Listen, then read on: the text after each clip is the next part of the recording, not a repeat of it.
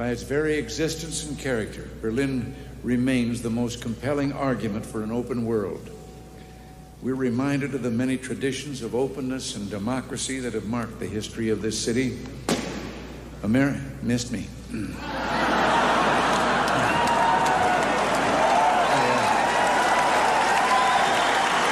was a fellow that was on his way to a mountain resort, and a policeman stopped him and said, "Did you know that you're driving without taillights?"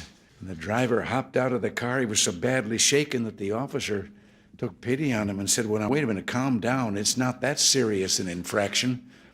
The fellow said, "It may not mean much to you, but to me it means I've lost my trailer, a wife, and 4 kids."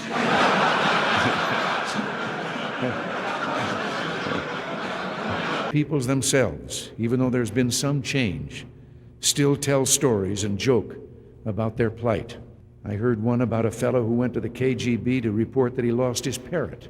The KGB asked him why he was bothering them. Why didn't he just report it to the local police? Well, he answered, "I just want you to know I don't agree with a thing that parrot has to say."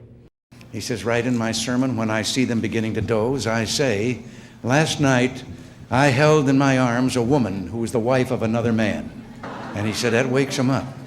And he says, then, when they look at me startled, I say, "It was my dear mother."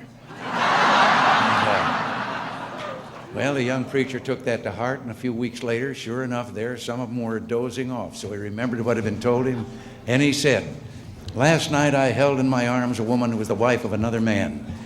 And they all looked at him, and everyone was awake. And he says, "I can't remember who it was." He was called in by his editor and told of a fire that was raging in Palos Verdes. That's a hilly area in the southern part of Los Angeles County.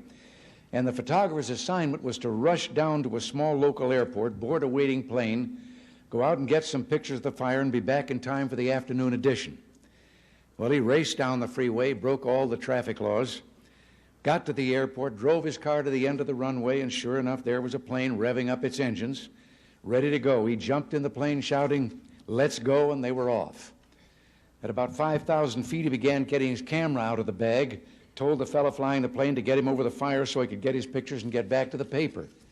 And from the other side of the cockpit, there was a deafening silence.